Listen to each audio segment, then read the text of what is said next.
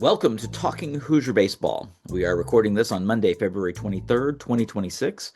I'm Carl James, joined by Chris Feeney, Zach Horwitz, and Cassidy Palmer. This is our first weekly podcast of the season, and we have 2 weekends of play and a midweek game to cover. Before we get started, we wanted to acknowledge the passing in October last year of former IU events manager, guest and friend of the show, John Bauer, following a long battle with cancer. One of the things John did for us was let us know ahead of time that we needed to have a camera at the first base fan entrance to Bart Kaufman Field well before first pitch against Penn State on April 6th, 2019. He wouldn't tell us why, but we trusted him, and as such, I managed to get a couple pictures of John driving Bob Knight into the BART, marking Coach Knight's return to the IU campus for the first time in almost 2 decades. John was always very gracious with us, and boy, was he on the ball when it came to dealing with bad weather. We always knew when he had a device out talking to the umpires, things were about to get ugly. We will miss John and offer our thoughts to his family. And since we mentioned Coach Knight, Cass wanted to be sure we noted today is the 41st anniversary of the infamous chair tossing incident. Okay, back to baseball. Indiana is currently 2-5 on the year, suffering a sweep at the hands of number 8 North Carolina on opening weekend. The Hoosiers picked up a run rule win at home last Tuesday against Bradley, and then took 1 out of 3, beating UCF at the Live Like Lou Jacksonville Classic. The Hoosiers have uh, demonstrated something new, which is a full 3-man pitching rotation. But issues like defense and particularly covering the middle innings with the bullpen have stood out as opportunities. Uh, Cass, what has stood out to you statistically wise so far in 7 games? Thanks, Carl. I'm going to start with my seems like annual reminder for those of you who are new to the podcast. Welcome. You're going to hear this from me for the first time. For those of you who have been listening for a little while, you have heard me say this. I think every single year that we've been doing this, that this early in the season, stats are functionally meaningless. You got to take them not with a grain of salt, not with a pinch of salt, with a whole handful of salt at this point in time. Small sample size, you get weird numbers, both inflated and deflated. Things look wonky this early in the season, so you kind of have to interpret with caution. And so the one thing that I wanted to take a look at uh, was kind of what Carl just mentioned, uh, looking at the 3 weekend starters compared to those who have pitched in relief on the weekend. I took out all of the Bradley stats because those are just it was Bradley in a midweek. For this purpose, I didn't care about those innings. And I was kind of surprised that the particularly the combined free pass rate, so walks and hit by pitches, was not that different between the two groups.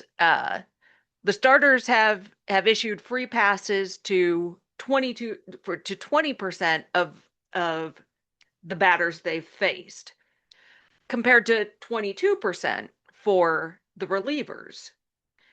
And it seems like that number should be a good bit different given that the starters had a combined ERA of 3.38, while the relievers have an ERA of 11.17. What I can tell is the big difference there and what makes logical sense having seen the game with my own eyeballs is the hits off of the relievers. The starters, yeah, they're issuing some free passes. They're giving up a few hits, but they're not really combining the two all that often. They're not mixing a lot. They're not giving up free passes and then giving up hits. Whereas the relievers are more prone as a group to issuing those free passes, getting a few guys on base, and then giving up the hit. And so right now, that's what seems to stand out as the biggest difference between the two. The starters have a batting average against of 258. Not too bad, given that they've played four of those games against North Carolina and LSU. I will take those numbers. The relievers have a batting average against of 328. Right now, that seems to be the difference when most of the other stuff is looking not too far off, not too inconsistent between the groups.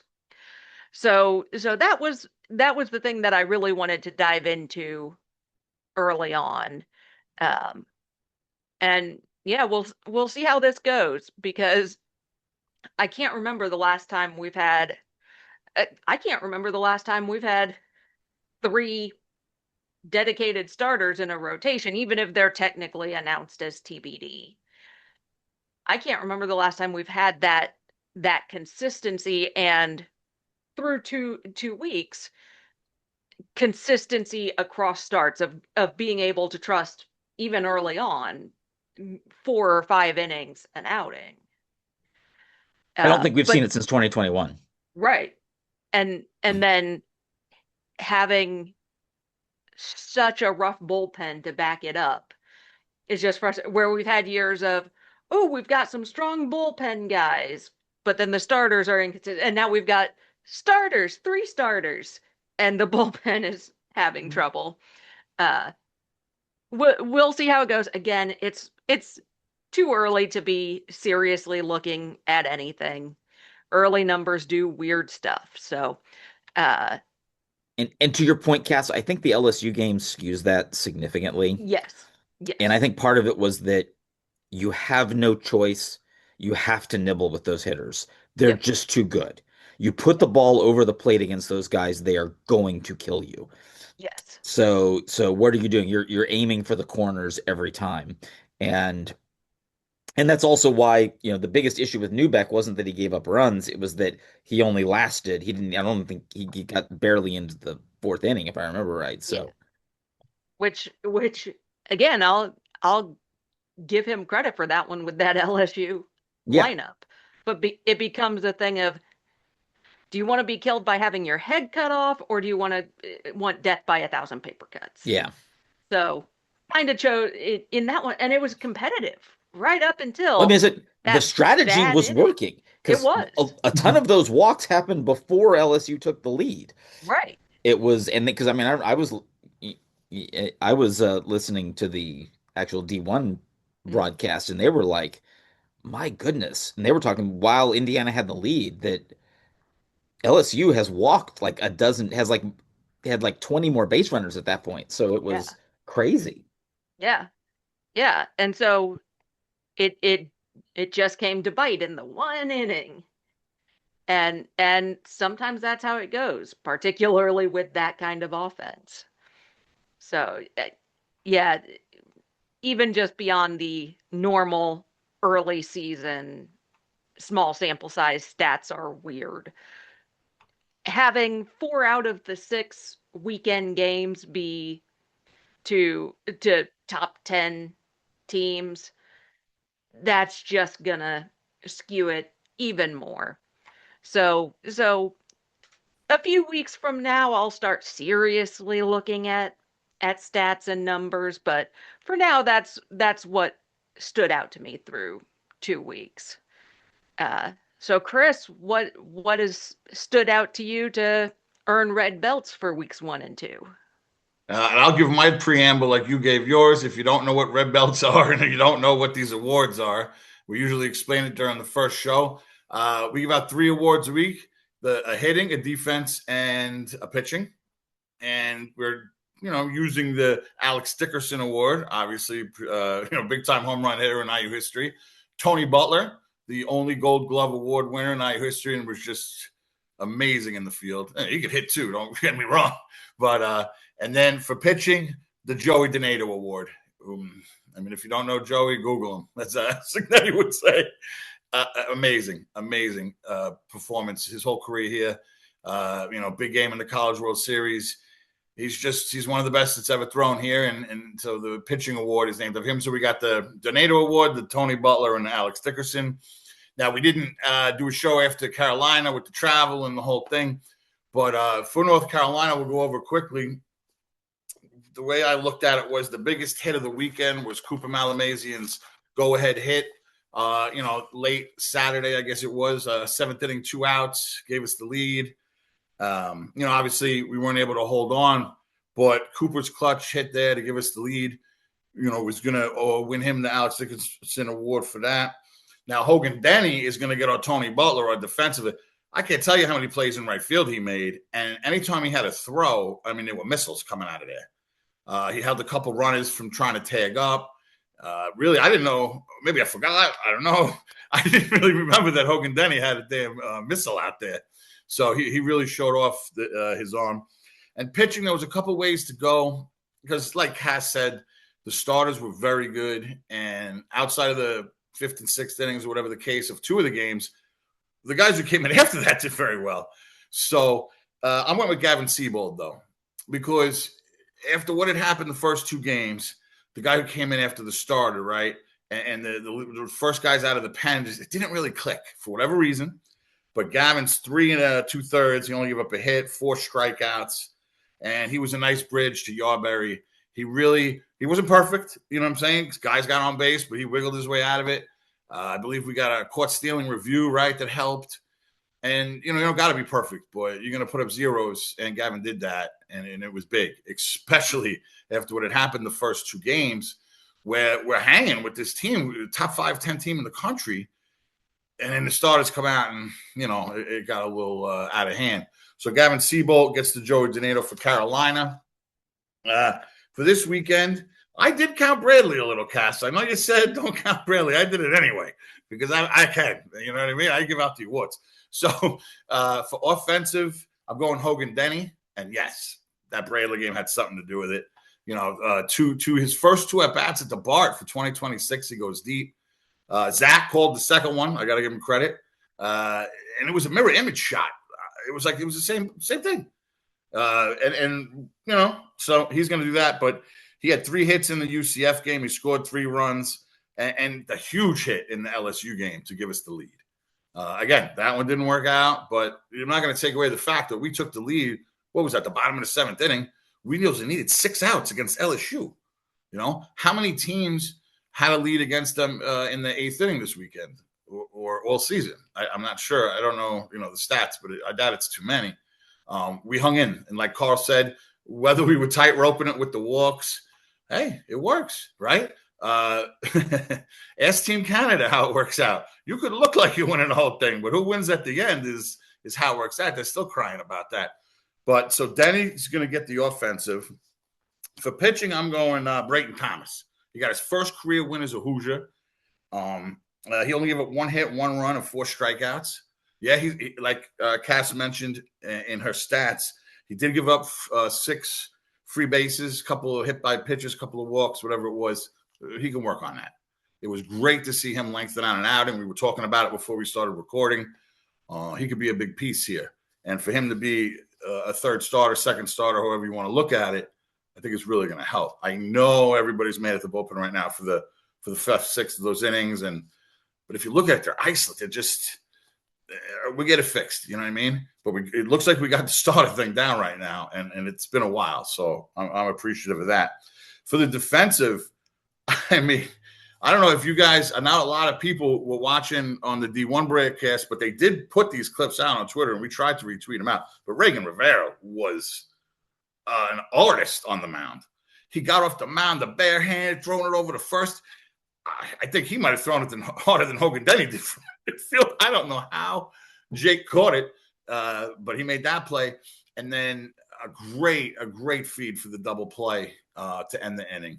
Even Malamazian, like in the press conference at the end of that game, really brought up how important it was that, you know, a lot of pitchers, for whatever reason, have difficulty throwing to bases, right? You know, if they're not thrown off the mound, it's different for them. And, you know, you feel the pressure, whatever the case. But, boy, he shined in that seventh inning. So it's going to be Brayton Taylor, Reagan Rivera, and Denny for the second weekend, including Bradley. And then for the first weekend, Seabolt, Denny, and Cooper Malamazian to wrap that up. Did you hear what Mercer? Did you hear what Mercer said about Rivera though? I did not know in that presser. I don't know if you heard him. I don't remember. I don't know if maybe I focused more on Cooper, what he said. He was a shortstop his freshman and sophomore year in college. All right. Well, that really explains it then. The way he got down. I mean, that was so unexpected. Well, the other piece though, if you watch the bunt play, yep. Or there's a swing, but whatever it was, you see Skyler hit the deck hard. Oh, it was great. Rivera's got a missile, probably. He's like Skyler absolutely hit the deck to give Rivera room to make that throw. Really, I mean, PFP, right? The dugout always explodes when it's a PFP. I mean, honestly, every play they will cheer about, but this was just this was gold star PFP. And I'll be honest, it's fun to give it out to pitchers when you can. Yeah. You know, how often is a pitcher even up in the running for a defensive red belt? But he really did it. He really did. I was just looking at that since I've been keeping track. I started keeping track of the red belts in 2022. Oh. And in that time, if I'm reading this correctly and not skipping over anybody, this is the first time since the 2022 season that the defensive red belt has gone to a pitcher. Nobody got it in 22 even then? No. As far as I have records of, this is the first pitcher. I know somebody. Yeah, I know at some point before that you gave it to a pitcher. I just don't remember who it was. I don't either, but going back through my records, this is a first. And I do feel like pitchers have been in the running for them, maybe not got it because it wasn't just like outstanding or whatever. Mm-hmm. But he really earned it. He really did. Yep. Before we move on to Carl talking about the Big Ten, I just wanted to mention John Barrow as well. Condolences to his family. Carl, great job putting that in the monologue. He was a great man. He was friendly. He would always come by and say hello. He always had a little story for you, a tidbit. And what I really appreciated from John, he always asks, like, how are you doing? You know, that's something I always notice about John. Like, not everybody does that, right? Like, you know, especially in a ballpark, right? You're just kind of like sitting around talking sports and this and that. How's your daughter? How's this? How's that? And I don't know if he did that with everybody. I don't know. I can't speak on that, but he always did that with me.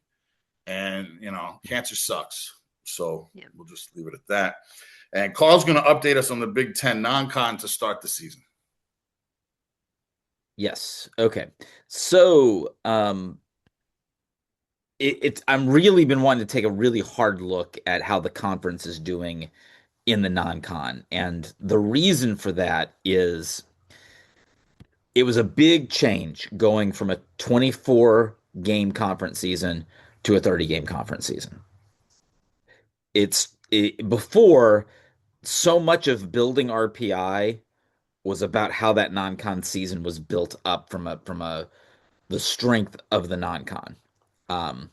And Indiana's blessed because of so many good mid-majors in driving distance allow for an exceptional strength of schedule in the midweeks.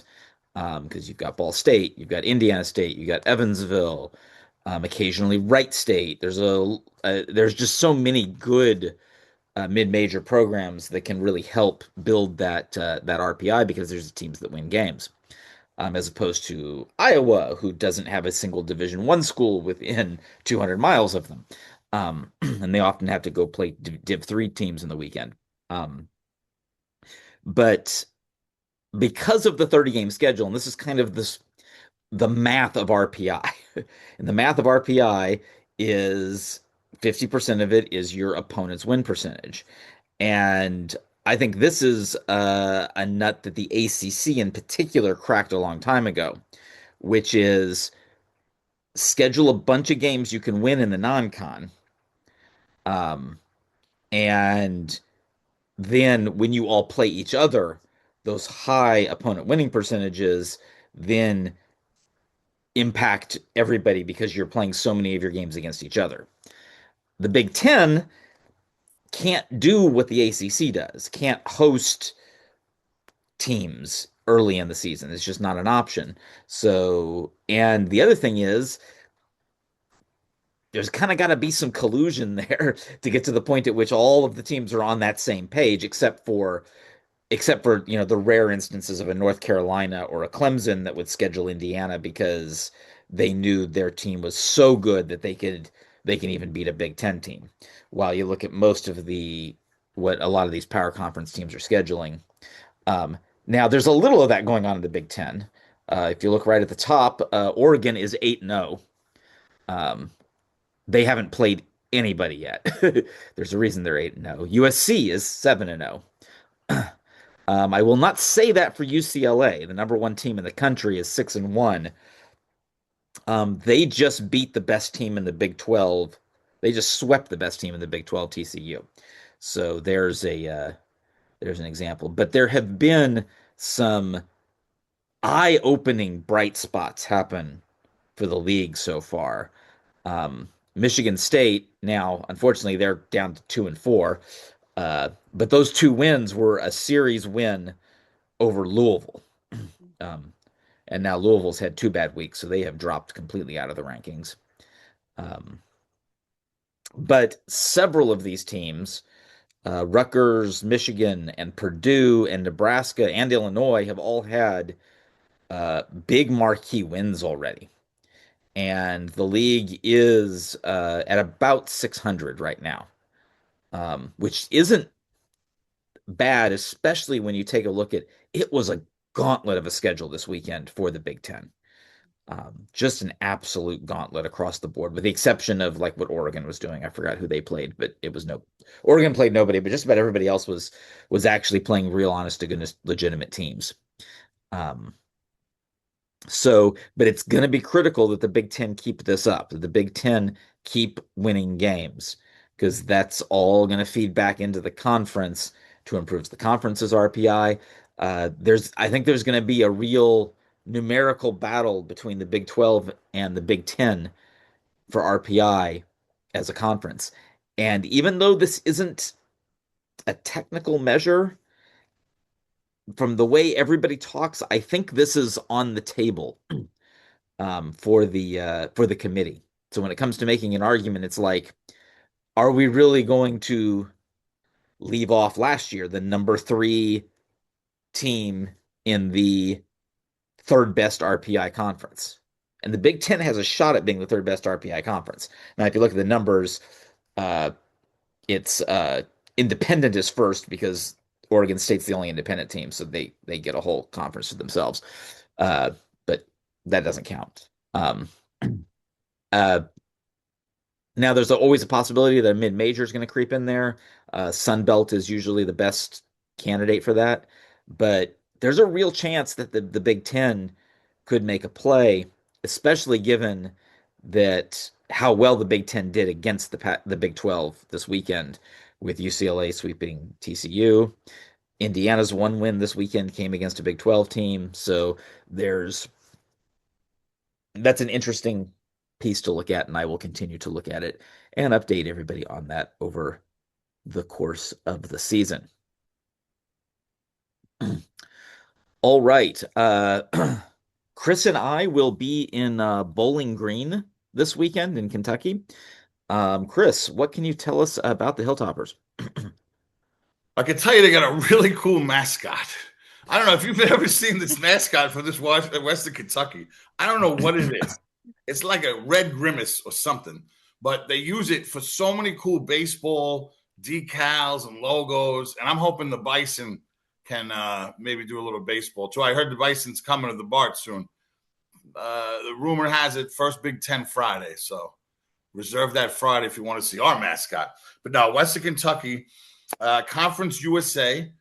They were the 2 seed in the regular season last year, but they ended up winning the tournament.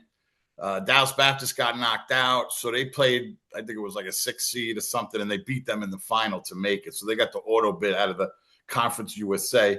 They they went to the Oxford Regional, which was rough. They played Georgia Tech and they played Ole Miss, and they lost both, so they were eliminated. But that was last year. It seems like this year most of the previews and prognosticators have them much lower. They were picked 5th this year in the Conference USA. Because last year they were 46-14. So they really had a great season. But then when I went to see like what, and it's just, they must have lost some guys, or there's been some switches there, because that is not the the prognostication for this year. But still, 46-14 is nothing. Whoever's left from that team learned how to win ball games. And that's something that you can't take away. They're 5-3 this year. They've played all their games at home. They either played BYU or Southeast Missouri. They do play Kentucky on Wednesday, depending on when you're listening to this, watching this, or whatever. So they'll have another game under their belt. The Lane Arroyos would be your offensive guy to watch.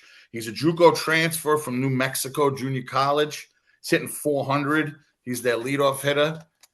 He's got 12 hits, 8 walks, 2 bombs, 23 total bases. And to compare that, pretty sure it seemed like Hogan Denny has been on base a lot, but he has 16 total bases. So that's quite a few more. So this guy's been on base a bunch. So he's somebody to look out for as far as offense.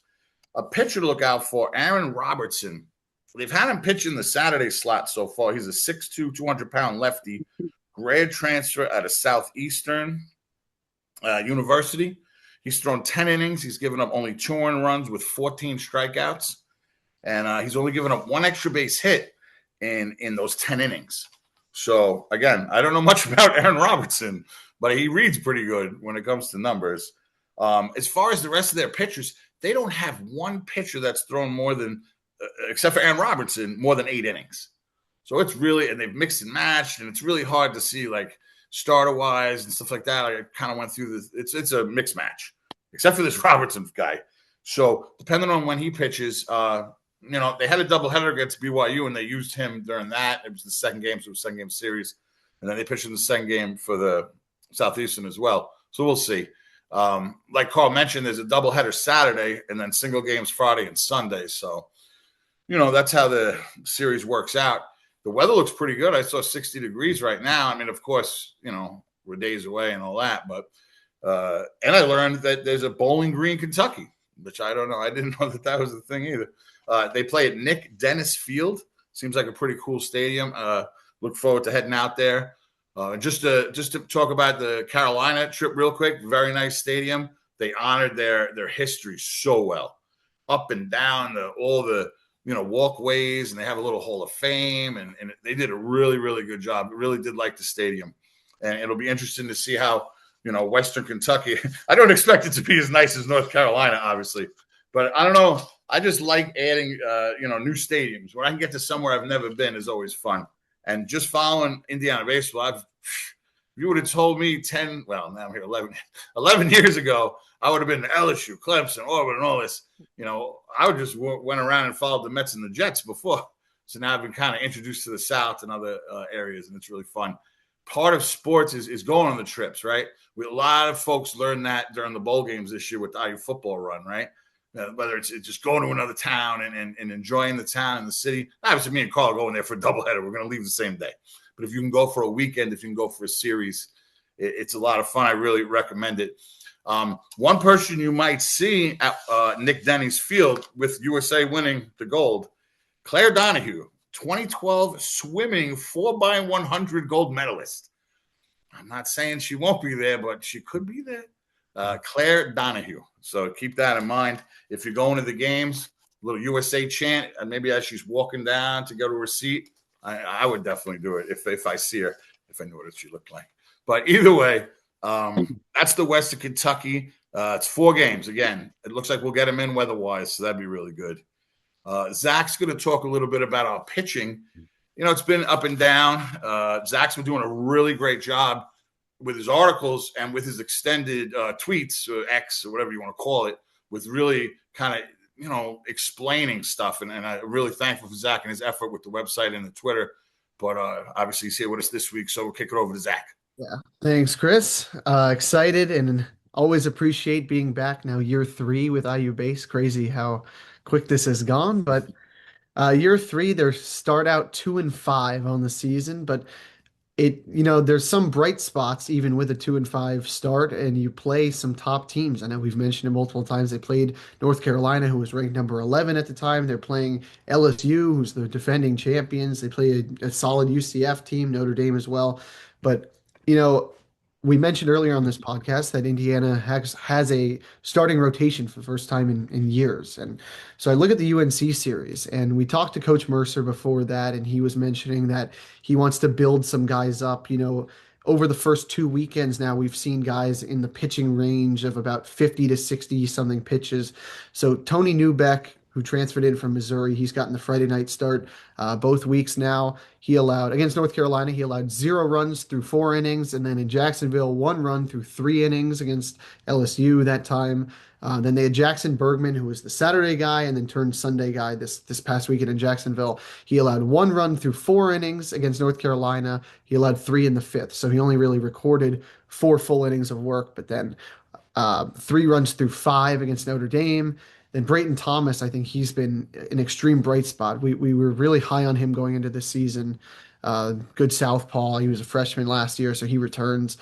1 run through 3 innings at North Carolina, and then 1 run through 5 innings against UCF on the Saturday. Really mixed him in. Probably UCF, Carl mentioned this, I think, in the live game blog, that Brayton Thomas was probably scheduled to pitch Sunday, or at least UCF thought that. And they kind of threw him a curveball, and Brayton got in there on Saturday and got Indiana their lone win of the weekend. But the starters really have done well. Tony Newbeck has a 1.29 ERA through 7 innings. Brayton Thomas, 2.25 through 8 innings. And what stands out also to me, he has a 143 batting average against in those 8 innings. And then Jackson Bergman, he's pitched 9 innings now. That's the team lead. He has a 6 ERA, but outside of maybe 1 appearance, he's looked really strong. When I look at why Indiana is 2-5, I think it's fairly simple, especially if you haven't exactly been watching the games or listening to the games. You see the box score, and the box score is really deceiving. That the bullpen has really faltered, and they've allowed runs in the middle innings or the late innings to lose these games. So they've lost 5 of them. But the games that these guys have pitched, I think I look in terms of the bullpen. I like to look at it in a tier system. I think in the top tier, Indiana's kind of top heavy, and they're a little thin as of right now. But in the top tier, I see Gavin Siebold for sure. He's allowed 0 runs in 6.1 innings of work. He has a 150 batting average against. Jacob Vogel, man, he really turned it up this past weekend. He's been really strong. A 200 batting average against for him. And Regan Rivera as well, the Coppin State transfer. Had a rough first outing out in Chapel Hill, and he's turned it up, man. I've talked about him before the season, because when he transferred in, I remember seeing his stuff on Twitter that he was throwing 95, 96 miles per hour. I thought, this is a guy that, especially in the Big Ten, he can really flourish. So I think Regan has a big role this season. So that's my top tier. I think Jackson Yarberry can maybe crack that as well. He's been struggling a little bit to open the season, but he's returned. And then just to finish off this tier 2, which is where the damage has really been done in these 5 losses. You have Michael Sarhat, who looked good in Chapel Hill. He was the one, he led up the winner in Jacksonville, but still looked good. He's throwing strikes. And here's where you need some of these guys to step up. Connor Lynn is the lefty in the bullpen, who we've seen a decent amount. They trust him to go out there. He hasn't performed probably as well as he is like to, but then there's Pete Haas, who returned as well. And then my 2 biggest wild cards, I think this is where Indiana can really turn it up in Big Ten play, is if they get these 2 guys going. And that is the freshman duo of Kellen English and Xavier Carrera. Carrera really got thrown into the fire against the Tar Heels in the opening weekend. And I don't think he even recorded an out, but him and Kellen English both throwing mid to high 90s as freshmen, big guys on the mound, big, just that stature. That's something that you don't see often, especially in the Big Ten. So I think those guys are real keys to where this team can really go this year. They're 2-5 as the record. But I think if they play these teams, they played North Carolina again, or LSU, or Notre Dame even later on in the season, and guys have roles, or the starting pitching can be stretched out a little more, we wouldn't be looking at a 2-5 record right now. So I think you take it with a grain of salt. But if you look at the numbers in total, Indiana has let up 52 runs in total. They've scored 45 at the plate. That's in 60 innings. So 52 runs allowed in 60 innings, but those have really come in bunches in the middle to late innings from the bullpen. 47 strikeouts as a team to 46 walks as a team. And another issue, which I'm very surprised seeing this, that they've hit 17 batters this year. So that was a real key this past weekend in Jacksonville. But once again, just to kind of wrap this up here, Indiana is 2-5. The starting pitching is throwing 3 to 5 innings. I think if they were allowed to be stretched out, if they played these games later on in the season, they can pull these out. So I think having a top-heavy, thin bullpen, it won't be the end of the world if that's the case. Going in a Big Ten play where your starters can give you 6 innings. So I'll open up to anyone else who wants to add on to that. I think part of this is, and if you look at how things have gone over the last few years in particular, part of the issues, and we saw this, I think a good example of this is Clemson, is that there's only so much you can learn by watching these guys throw inside Mellencamp. They've got to go out and play competition. And part of this was the coaches learning who these guys were. And they have a much better idea now. So while I think they do like Connor Lynn, I don't think they're going to have him come play a fireman role when somebody's in trouble, which is what they did on Sunday.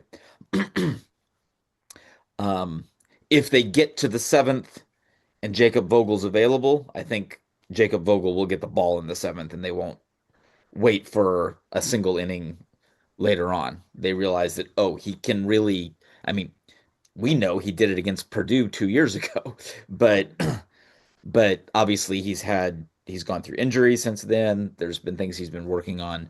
So,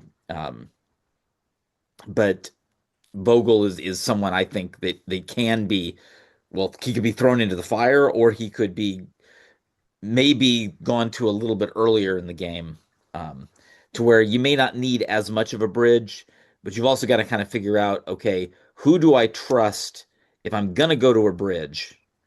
You can't follow that up with somebody who also may falter, because we've talked about this where, a walk here and there isn't the end of the world, but walk, hit is a disaster. And that's kind of, or with a hit by pitch, a couple hit by pitches thrown in there. Yeah. That is and I looked at it year over year, the hit by pitches are through the roof right now. And even compared to last year. I don't know if that's exactly what that's about, if that's a pitch calling thing. Now, I'll say in general, I've seen some things in pitch calling this year that are very different from the last few years. Most notably, 0-2 and 1-2 pitches. I'm seeing a lot more attacking the zone. Now, I'm all for, right-handed pitcher throwing a right-handed batter that slider away. I'm all for that. But maybe not to every single batter, every single time in that count, to where everybody knows it's coming, and when it's a foot off the plate, no one's swinging at it. That's a wasted pitch. But we saw some 3-pitch strikeouts, and some of those third pitches of the strikeouts were in the zone. They challenged them up and in the zone, and I kind of like a little bit more of that aggression. Some variety, because the point is you just don't get so predictable. Trying to force a chase when no one's going to chase because everyone knows you're going to try to get him to chase. You got to the point where it's just like, yep, that the sign is. It was almost like you give everyone a take sign 0-2, and And now you can't do that because they're going to come right at you, which is awesome. Or at least I mean, often enough to Right, exactly. not be predictable. another thing with the staff itself, if they are somehow not going to grow into the roles, which is that obviously it's not. They're going to grow into these. But Indiana, over the past few years, they've had outings where they've had two pitchers combined for the game. I think very easily the UCF win was the best game they've played all year, where Brayton Thomas threw 5 innings and Regan Rivera threw 4 innings. They combined allowed 3 hits, it was, and 1 run. That if you can get this, and goes to my point about stretching out the starters, that you're not going to have to use as many bullpen arms. If you're going to combine Tony Newbeck and Gavin Seabold on Friday, and then Brayton Thomas and Regan Rivera on Saturday, and you can win a series right there, especially in the Big Ten where you're not going to have offenses that North Carolina, LSU has. Yes. I mean, they're 2-5 again. They're 2-5, but this is not a 2-5 team. And keep in mind, a year ago they were 3-4 at this point. Now I know they didn't make the tournament, but they were in the mix there at the end. And they were 3-4 last year, and that was a significantly weaker schedule that they were 3-4 against. That included, I think, 2 games with UNLV. Now they are going to match that because they're going to play Xavier on Wednesday, which, by the way, if you're listening to this, the Tuesday Xavier game is now on Wednesday. I know we didn't do a preview, but I will have a live blog, and I intend to have it from Cincinnati. So I'm going to be sitting on the little bleachers that are there, looking out up towards the highway and the giant net over left field, which is at like, I don't know, 250 feet or something. So they call that the Brock Tibbetts net now. He owns it. Now, Zach, I think you did a great job with the tier analogy and the way you set it up. Another podcast I listen to, a Met podcast, believe it or not, he calls it the circle of trust. This guy, he's like, you got to be in the circle of trust, you know? And I think Mercer and Myers and Denton, I think they don't really know who the tiers are yet. And then that's part of what they're finding out. And just the way you have it set up is how they wanted it, right? They wanted those to be the tiers. Right now, they have 3 guys that I can confidently say are staples in the bullpen. That's Seabold, Rivera, and Vogel. And all these other guys, they have to grow into their roles. Yeah. And then if you don't have, I don't know, an amazing start, you're not going to have 6-7 inning starts. I mean, I would love it, but then you know, all right, who my guy in that second tier we could bring in to get us to the third. It's a great analogy. I just hope it doesn't take as long as, you know, we need to figure this out because we can't have these 2 blips, 2 innings. It's like you're wasting good starts. You're wasting great at bats where we take the lead it's just, you know, we got to figure this out. And hopefully it's rather sooner than later. And I think it will be. We have a brand new pitching coach. We have Denton in a new role. Give them some time as well to decide who the tiers are going to be, and then people can, you know, move up and down. And overall, this week is going to be huge for this because they've got 5 games. So you've got a very important game on Wednesday because of you're not necessarily going to. You've probably got a few quad 1 games left to play at Louisville, even if I think Louisville's going to be better than they've played so far. So I think that's going to be a quad 1 game. Xavier is very likely because it's on the road, going to be a quad 1 game. The 3 Oregon games are very possibly quad 1. Nebraska, maybe not. We just don't know yet. So those are going to be your quad 1 opportunities, given that you're probably already 0-4 in those now. But I'll also say that the Big Ten schedule should set up pretty decently for winning games. Yeah. Don't have UCLA, don't have USC. I mean that does help. Yeah. As Shouldn't far as Nebraska winning and Oregon be quad 1? I think Oregon will be. I mean, it's just because it's on the road. And not Nebraska, though, you don't think? Well, I mean, Nebraska games. might be. it just depends. It just depends on how well they play. So right now, yes, I would say they are, but uh, We've said that before and but been Nebraska has had issues the last 2 years Mhm. and then they finally they barely get into the Big Ten tournament and then they go win the thing. So Funny how home field will do that. I'm looking at the schedule here. Indiana will probably win a lot of games in the back half of the schedule, but the front load of this, they're playing Washington and Oregon, which are probably the two toughest teams they're going to play in the Big Ten, with Wright State sandwiched in between there. They're going to win a bunch of games like they always do in that conference. Then you have a midweek with Vanderbilt as well. So these games at the beginning of the season, this is kind of where you want to catch these teams. mhm. So I think in the back half, like you look at this stretch at the end of March, start of April, they play Rutgers, Ball State, Maryland, Indiana State, then the Abilene Christian series. Like those are games I think Indiana is really going to turn it up and add to the record. So I think it's a favorable schedule, especially in Big Ten Yeah. play. But Zach, you nailed it though.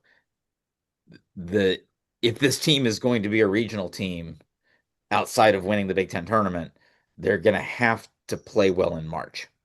Yeah. That is going to be critical for both the conference record um, and their postseason aspects. They can't go 2-4 against the West like they did last year. The very least, they got to split those. Possibly do better than that. I mean, Washington, yes, they're a good program, but they're struggling to start off the season as well. So that's that they're actually have the worst record in the league right now. Of course, I don't know who they have played yet. Let me look at this. We're out in Puerto Rico. I remember watching. Okay, so they were in that Puerto Yeah. Rico group. Yep. But I mean, they've got losses to Boston College, Houston. They have 2 losses to Loyola Marymount. So,